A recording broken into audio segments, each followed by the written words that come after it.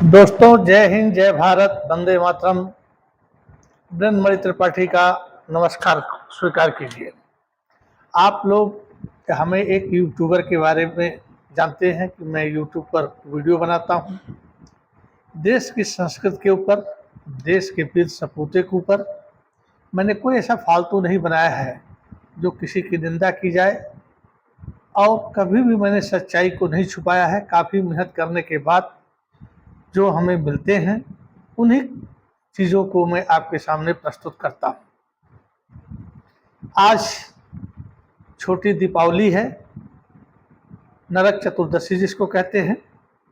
तो आज हम इस कार्तिक महीने की जो 5 फेस्टिवल है, मतलब एक साथ में जैसे है, एक है धनतेरस, दूसरा आज है नरक चतुर्दशी, तीसरा है कल दीपावली, फिर उसके बाद गोवर्धन पूजा, भैया दूज। हम इसी पर थोड़ा 10-5 मिनट का चर्चा करेंगे, जिससे कि हमारे बहुत से ऐसे साथी हैं जिनको पता तो है लेकिन पूर्ण रूप से पता नहीं है। पूर्ण रूप से तो हो सकता है हमको भी ना पता हो, मैं कोई प्रकांड पंडित नहीं हूँ। अब इसी पर आज चर्चा करते हैं। ये धनतेरस, ये क्यों मनाया जाता है? ये धन्वंतरी वैद्य थे, ये काशी में पैदा हुए थे और देवदास के नाम से थे। अब काशी में तो पैदा हुए थे, देवदास इनका नाम था, लेकिन ये आए कहाँ से थे? तो जो समुद्र मंथन हुआ था, जब ऋषि ने श्राप दे दिया था इंद्र को कि जाओ, दुर्वासा ऋषि ने कि जाओ, ये स्वर्ग जो है धनहीन हो जाएगा, प्रकाशहीन हो जाएगा, अंधकारमय हो जाएगा। तो ये लोग जो है सब गए ब्रह्मा जी के पास। ब्रह्मा ने जी कहा विष्णु के पास, विष्णु ने कहा शिव के पास जाओ। तो जब सब लोग नहीं कर पाते हैं तो भोलेनाथ देव को देव महादेव के पास लोग जाते हैं। अब महादेव तो ध्यानस्थ रहते हैं, लेकिन सबकी समस्याओं को तो हल कर देते हैं, चाहे देव का हो या दानों का। क्योंकि एक चीज बता दूं, मृत संजीवनी बूटी दो ही लोगों के पास है, एक भोलेनाथ के पास या दैत्यों के गुरु शुक्राचार्य के पास, बाकी किसी के पास नहीं है। भोलेनाथ ने कहा कि देखो ऐसा है कि ये वैभव जो है, जब उन्होंने श्राप दे दिया था तो पूरा ही पृथ्वी के अंदर जो है समुद्र के अंदर समा गया था। अब इसको निकालना है तो समुद्र मंथन करना पड़ेगा। तो समुद्र मंथन, क्योंकि ये सब चीज़ें जो है देवताओं को भी चाहिए और राक्षसों को भी चाहिए, दानव जिनको कहते हैं। तो देवताओं के जो सेनापति बने थे वो कार्तिकेय जी थे, लेकिन इंद्र तो देवताओं के देवता हैं, देवेंद्र हैं, महेंद्र हैं। और राजा बलि पाताल लोक में हैं, राक्षसों के, असुरों के राजा हैं और शिव के बड़े भक्त हैं। तो शिव ने जब कहा था तो मंदराचल पर्वत को मथनी बनाया गया। जैसे आप सब लोग जानते हैं कि दही से जब मक्खन निकालते हैं, एक डंडा होता है जो दही में पड़ता है, चाहे कोई हाथ से उसको हिलाए घुमाए या रस्सी से, कहीं कहीं ज़्यादा जब होता है तो रस्सी से मथा जाता है। तो मंदराचल पर्वत जो है वह मथनी बना और उसकी रस्सी बना बासुकी नाग।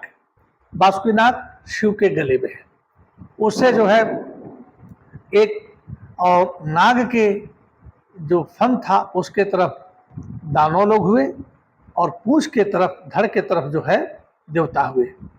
और यह बिहार में जो है, मतलब यह मथा गया, क्योंकि पृथ्वी अपनी दशा जो है रूप बदलती रहती है। कहीं पर कभी समुद्र हुआ करता था, आज वहाँ पर रेगिस्तान है, और जहाँ कभी रेगिस्तान हुआ करता था वहाँ पर आज समुद्र है, क्योंकि समुद्र में ही बालू बालू और रेगिस्तान में भी बालू बालू। तो बहुत बार उथल पुथल हुआ है। तो धन्वंतरी जी जो है सोने का कलश लेकर के पैदा हुए थे, और इनको कहा गया था कि काशी में जाइए, मतलब जब मनुष्य बहुत बीमार पड़ने लगे तो दवा के लिए और सोने का कलश लेकर के पैदा हुए थे, इसलिए जो है धनतेरस को लोग सामान खरीदते हैं, क्योंकि उनके हाथ में एक पात्र था। तो ये हो गया हमारा धनतेरस।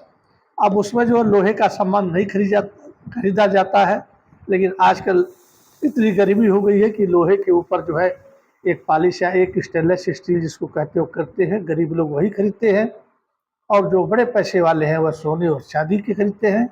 और जब कुछ नहीं होता है दोस्तों, तो गरीब जो है मिट्टी का गणेश और गौरी खरीदते हैं। एक जगह बहुत अच्छी कहानी आई है कि राजा बहुत पैसे वाला है, जब कोई यज्ञ करता है या कोई पूजा करता है तो ब्राह्मणों को या किसी को भी हाथी दान करता है। लेकिन गांव का जो एक गरीब है वह मिट्टी की हाथी दान करता है, पर दान करने में किसकी कैसी श्रद्धा है वह प्रभु को चाहिए, उनके सोने चांदी से कोई मतलब। दूसरा दिन आता है नरक चतुर्दशी का। एक राक्षस हुआ करता था जो विष्णु और पृथ्वी का ही पुत्र था, लेकिन बाणासुर के साथ वो मिलकर के इतना दुष्ट हो गया था कि पूरी पृथ्वी पर हाहाकार मचा दिया था, और 16,000 लड़कियों और स्त्रियों मतलब दोनों मिला करके उसने कैद कर लिया था। और विष्णु और उसका पुत्र था, लेकिन इसी विष्णु ने जब कृष्ण अवतार लिया तो उसका वध किया, तो उसका नाम था नरकासुर, इसलिए आज बनाई जाती है नरक चतुर्दशी। और कल हम मनाएंगे दीपावली। दीपावली में भी, दीपावली हमारे देश में नहीं विश्व में कई देशों में मनाए जाते हैं। भारत है, श्रीलंका है, थाईलैंड है, इंडोनेशिया है, जापान है, कोरिया है, ये सब जो देश हैं वहाँ दीपावली मनाई जाती है। भारत में 4 लोग मनाते हैं, 4 धर्मों के, एक हिंदू, सिख, उसके बाद जैन और बुद्ध। बुद्ध तो लोग थोड़ा कम मनाते हैं, क्योंकि बुद्ध में जो ऐसा है कि इनका अलग ही धर्म निकला था और वेद वेदांतों को ये नहीं मानते थे। अपनी अपनी चीजें होती हैं दोस्तों। जैन भी जो है बहुत ही कठिन धर्म है, इसको सब कोई अपना नहीं सकता। यहाँ तक कि जैन लोग खेती भी नहीं करते हैं, क्योंकि जीव हत्या होती है। और जो एक होते हैं दिगंबर, एक होते हैं श्वेतांबर। दिगंबर लोग हमेशा नंगे होते हैं, कहीं कहीं टीवी आप देखे संत महात्माओं को। और श्वेतांबर जो है हमेशा सफेद कपड़ा पहनते हैं और मुंह पर पट्टी बांध कर चलते हैं, बहुत ही शाकाहारी होते हैं, अति शाकाहारी होते हैं। अब हमारे हिंदू धर्म में क्यों मनाया जाता है? जब श्री प्रभु राम ने रावण का दशहरा के दिन जब वध कर दिया था, तो वध करने के बाद वहाँ की सारी व्यवस्था करने के बाद जो है ये रावण के ही पुष्पक विमान से कुछ खास लोगों को लेकर के दीपावली के दिन ही जो है पहुँचे थे। और अयोध्या वासी जो है बड़े उत्साह के साथ अपने घरों को दियों से, पूरे नगर को तेल के दियों से सजा रखा था, रंगोली बनाया था प्रभु श्री राम के आने पर। ये तो सब आप लोगों को पता है। और आज हम इसको मनाते हैं। श्रीलंका में भी मनाया जाता है, क्योंकि वहाँ का राजा रावण जो था वो भी एक राक्षसी प्रकृति था, पब्लिक उससे भी त्रस्त होती थी। तो इंडोनेशिया, जापान, चाइना, जितने एशिया महाद्वीप में देश हैं उसमें जो है मलेशिया, ये सब एक प्रकार से भारत से बड़े घनिष्ठ संबंध हुआ करते थे, क्योंकि हमारा भारत जो है कभी सोने की चिड़िया कही जाती थी, इनके साथ बहुत अच्छा व्यापार होता था। और वहाँ पर भी हमारे हिंदू लोग बसते थे, आते जाते थे। इसलिए जो मैंने देशों का नाम बताया है वहाँ पर दीपावली मनाई जाती थी। हमारे सिख समुदाय है, जो भारत में 4 समुदाय हैं, हिंदू, मुस्लिम, सिख, ईसाई, और बौद्ध और जैन का नाम नहीं लिया जाता है, तो मुस्लिम तो बनाते नहीं हैं। लेकिन अकबर के समय में जहांगीर के समय पर एक स्तंभ बनाया गया था और इस समय वहाँ पर एक दीपक जलाया जाता था। तो हम उसमें ज़्यादा प्रकाश नहीं डाल पाएंगे, जो मुझे ज्ञान था। लेकिन सिख धर्म जो है बहुत उत्साह के साथ मनाता है, जहांगीर जब शासक था तो उसके पीरियड में इनके गुरु हरगोविंद सिंह कैद हुए थे, और दीपावली के दिन ही कार्तिक की जो अमावस्या है उसी दिन जो है इनको उसने रिहा किया था। कैसे मुक्ति? ये मुक्ति दिवस मनाते हैं। हो सकता है बहुत लोग को न पता हो, तो सरदार सिख लोग इसको मुक्ति दिवस मनाते हैं। अब आया जैन धर्म, जो जैनी लोग हैं। जैन लोग महावीर स्वामी का महापरिवार दिवस मनाते हैं। अमावस्या के ही दिन उन्होंने अपने शरीर को छोड़ा था, तो महापरिवार दिवस ये लोग मनाते हैं।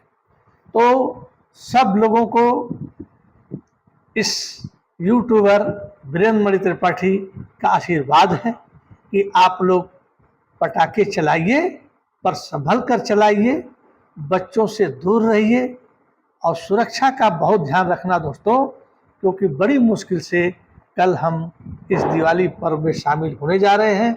आज छोटी दिवाली है, और एक कारण और है दिवाली मनाने का। जो महालक्ष्मी है, जो समुद्र मंथन हुआ था, उनमें से ये 8वें दिन यह प्रकट हुई थी। जो मैंने कहा मंदराचल पर्वत, बासुकी, ये मिल करके समुद्र का मंथन देवता और राक्षस दोनों ने किया था।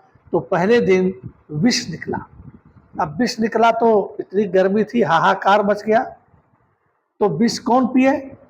और भाई नेचुरल चीज है कि भोलेनाथ ने कहा था कि समुद्र मंथन करो, तो सब लोग घबरा करके भोलेनाथ से बोले कि प्रभु त्राही त्राही मच गया है, हम क्या करें, अब विष को कौन पिएगा? तो भोलेनाथ तो देव को देव महादेव हैं, तो उन्होंने विष को पिया, लेकिन माता पार्वती ने उनके विष को उस गले के पास ही रोक दिया, और विष यहाँ भरने से गला गीला हो गया, इसलिए उनको नीलकंठ कहते हैं। दूसरा चीज निकली कामधेनु गाय। तो कामधेनु गाय जो है, यह देवता मतलब इसमें ब्रह्मा जी को दे दिया गया, मतलब ऋषियों को दे दिया गया। तीसरा जो है निकला उच्च सवा घोड़ा, वह देवताओं के राजा इंद्र को सौंप दिया गया। चौथा निकला ऐरावत हाथी, ये भी इंद्र को दे दिया गया। पांचवा निकला कौस्तुभ मणि, इसको विष्णु जी ने ले लिया और अपने सीने पर धारण कर लिया। उसके बाद एक निकला कल्प वृक्ष, छठवां, वह स्वर्गलोक में स्थापित कर दिया गया। कल्प वृक्ष ऐसा है कि कल्पना करते ही जो आपको चाहिए वो आपको दे देता है, तो ये है कल्प वृक्ष, ये भी स्वर्ग में स्थापित कर दिया गया। मैंने एक वीडियो बनाया है, विश्वामित्र की तपस्या भंग करने के लिए एक अप्सरा थी रंभा। रंभा भी जो है यह समुद्र मंथन से निकली थी। मैंने कहा था बहुत अति सुंदरी थी, और कई हजार मुनियों को जो भी जो है स्वर्ग की तरफ या घनघोर तपस्या करता था, इंद्र को लगता था कि मेरा कहीं इंद्रासन न चला जाए, मेरी गद्दी न चला जाए, तो रंभा को भेजते थे। और रंभा के यवन, गायन, नृत्य, संगीत, अदा में कोई ऐसा ऋषि नहीं था जो मोहित न हो गया हो और उसकी तपस्या भंग न हुई हो। पर विश्वामित्र के पास जब गई, मैंने वीडियो बनाया देखिएगा, तो विश्वामित्र ने उसको पत्थर बना दिया, अपने कमंडल के जल से लेकर के पत्थर बना दिया। वही रंभा है, ये भी जो है समुद्र मंथन से निकली है। 8वें दिन महालक्ष्मी निकलती है, और महालक्ष्मी के लिए झगड़ा शुरू हो गया दैत्य और राक्षसों और देवताओं में। लेकिन महालक्ष्मी ने स्वयं कही कि मैं विष्णु को वरण करती हूँ, इनसे शादी करती हूँ। महालक्ष्मी हो गई। उसके बाद जो है नवा वारुणी देवी निकली। वारुणी का मतलब होता मदिरा। अब मदिरा जो है राक्षसों ने अपने पास ले लिया, क्योंकि मदिरा पियो और मस्त रहो, विष्णु के कहने पर इनको भी तो कुछ देना था ना, तो मदिरा पिएंगे और मस्त रहेंगे। उसके बाद चंद्रमा निकले। अब चंद्रमा तो शीतलता का प्रतीक है। अब शिव का शरीर गर्म हो चुका था, विष ही विष था, तो शिव ने चंद्रमा को अपने मस्तक पर धारण कर लिया कि मेरा मस्तक जो है ठंडा रहेगा, शरीर ठंडा रहेगा। उसके बाद 5 जन शंख निकला। 5 जन शंख जो है उसको विष्णु ने अपने पास रख लिया। जो 5 जन शंख जो है कृष्ण ने महाभारत में बजाया था। उसके बाद जो है धन्वंतरी जी निकले, सोने का एक कलश लिए और उसी में जो है अमृत था।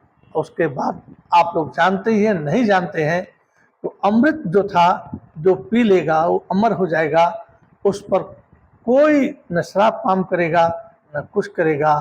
तो इसके लिए जब झगड़ा होने लगा तो माया जो है, विष्णु की जो माया है, वो कही ठीक है आप लोग अलग अलग पंक्तियों में बैठ जाइए, अब मैं सबको इस कलश से थोड़ा थोड़ा देती हूँ। पर उस समय राहु और केतु ये 2 राक्षस ऐसे थे जो देवताओं का रूप धारण करके देवताओं के लाइन में बैठ गए। तो विष जो है ये राक्षसों के हिस्से में वो पिलाने लगी और अमृत जो है देवताओं को पिलाने लगी। लेकिन 2 जो है चंद्रमा और सूर्य ने राहु और केतु को देख लिया।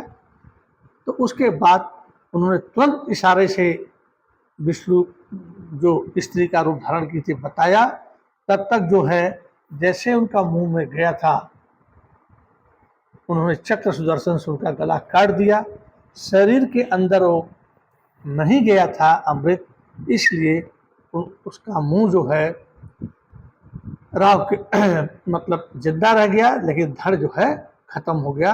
और जो ग्रहण लगता है राहु के चंद्रमा और सूर्य ने ही बताया था, क्योंकि जान गए थे। तो उनको जो है मुंह में घोंटते हैं, लेकिन गर्दन यहाँ कटी होने के बाद कुछ समय के बाद ये निकल जाता है। एक हमारी पौराणिक कथा है।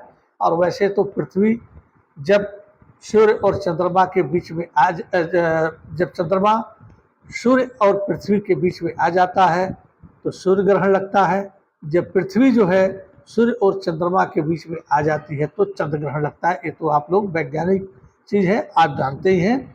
तो इसी के साथ मैं छोटा सा वीडियो ख़त्म किया। और इसको भी एक ज्ञान की चीज़ है, एक अध्यापक होने के नाते समय समय पर जो भी मैं बताऊंगा आपको ज्ञान की चीज़ें बताऊंगा।